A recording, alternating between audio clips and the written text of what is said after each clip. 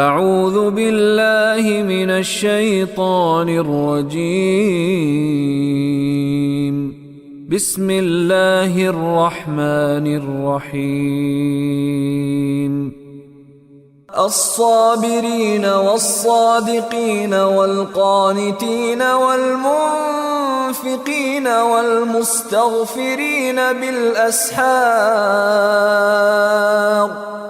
الصابرین، صبر کا کلمہ تو اردو میں استعمال کرتے ہیں، فاعل کے وزن پہ آ جائے گا تو صابر بن جائے گا، صبر کرنے والے۔ اور یانو تو جمع آمد ہے، کہیں واو الف واو نون جانون آ جائے تو سمجھ لیجئے اس کلمے نے اس کو جمع بنا دیا، صابر کی جمع ہوگی صابرین۔ شروع میں لگا الف لام، حقیقی صابر، خاص وہ جو اللہ کے نزدیک صبر کرنے والے ہیں، یہ لوگ جو صبر کرنے والے ہیں۔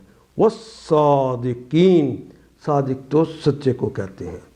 اور یانون یہاں پر بھی جمع کی علامت لگ گئی، وہ بھی ہماری زبان کا کلمہ، یہاں دیکھیے جی، صبر بھی ہماری زبان کا کلمہ، وہ بھی ہماری زبان کا کلمہ، صادق بھی ہماری زبان کا کلمہ۔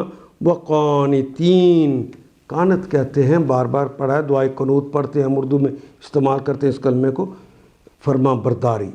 وقانتین، اور جو فرما بردار ہیں۔ والمنفقین، یہ بھی وہ بھی ہماری زبان کا کلمہ، اور یانون تو جمع کی علامت ہے، قانتین کے اندر بھی اور منفقین کے اندر بھی۔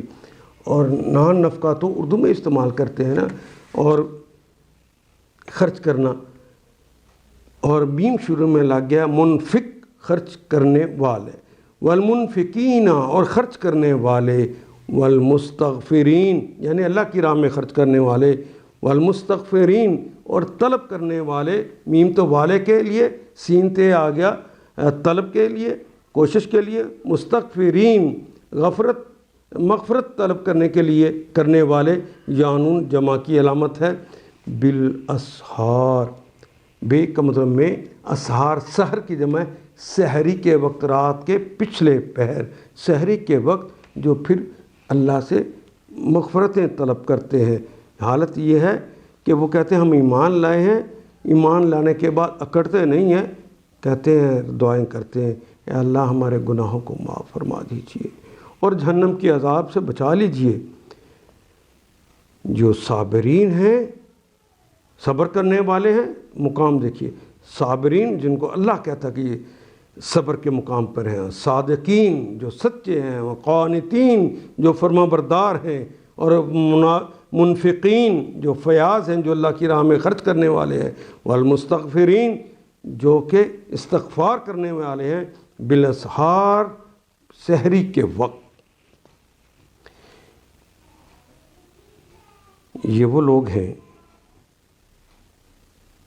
لوگ ہیں جو کہتے ہیں مالک ہم ایمان لائے، ہماری خطاؤں سے درگزر فرما دیجیے، ہمیں آتش دوزخ سے بچا لیجیے۔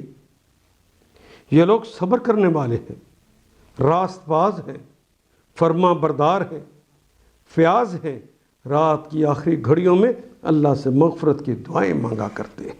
ان آیات کو ایک دفعہ پھر تلاوت خود کیجیے، عربی و مبین پڑھتے ہوئے دیکھیے، کیا بات پوری اندر اتر رہی ہے؟